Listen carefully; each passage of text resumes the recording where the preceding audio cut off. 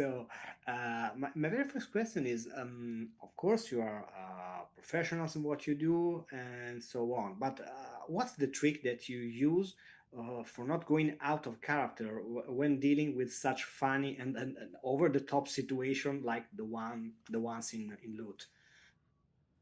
That's a great question. Yeah. First of all, Yeah. love Can we your get into the Fila back? tracksuit. I That's what love I'm that saying. tracksuit. You look great. The Thank You're you. so setup in the background is stylish. really dope. Are you a Yeah, gamer? Oh my god. yeah. We seem like we be We friends. would. But to answer your question, I think for me, I won't speak for Michaela, but for me, I just try to live within the reality of Howard's feelings and his background. The characters are written very strongly and defined so much over the past couple of seasons that I just kind of live in, like, if there's something that Howard would say, then we go ahead and we'll deliver that joke or we'll improvise something. But I'll never just throw in just a joke just that is coming out of left field. It has to be from Howard's perspective, from his worldview. And that's what works for me. I feel like with Sophia specifically, she's so intentional. So I have to dial in a lot with her, and I can't break out of character, even though I do a good amount. But when I do, I have to remember that there's intention behind her, and that once again, I mean, it's obvious I'm not Michaela. I am a Sophia, so I have to dial into what her mission is, and that's what keeps me kind of like geared in, so that I don't break as much. So, without going into spoiler territory, but there's something new that your characters are asked to do, or maybe believe. Yes, of course, I know the answer because I've seen the episode, but compared to the other seasons.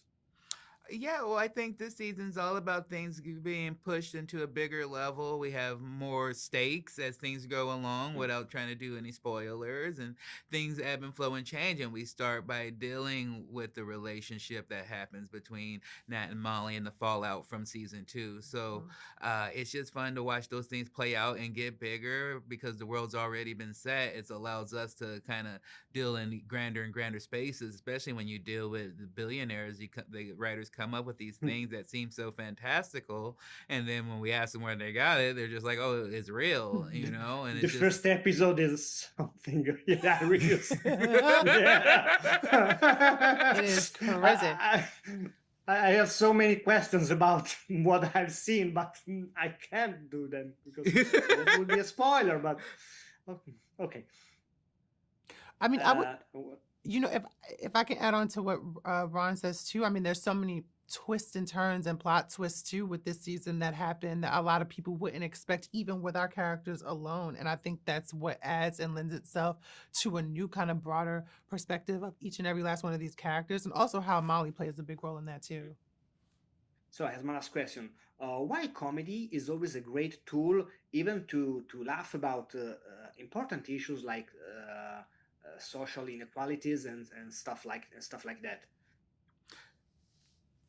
I would say it I would say it helps even the plane. It also makes people think a little bit more behind the comedy. Sometimes whether it's soft or if it's abrasive, it's hard to really receive those things. But if there's a middle ground or a silver lining, especially with comedy, it makes things more understandable. And also I think I'm not a comedian, but when I look at comedians like Ron and Maya, I see that there is an intelligence that a lot of them have, and there's meaning behind it, so it makes you think. And I think comedy should always make you laugh but also make you think, because there's truth behind it.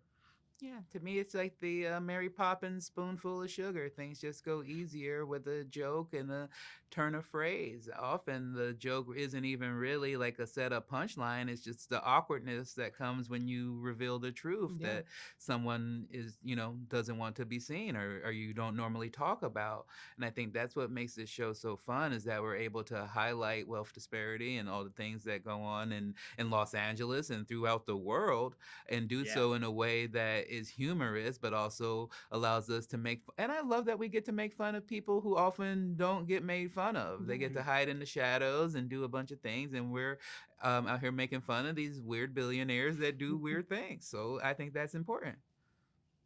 Thank you guys once again, and compliments on the show. Oh, Bye bye. Compliments on that Cheers. track jacket. Yeah, and that setup. Thank you. Of course.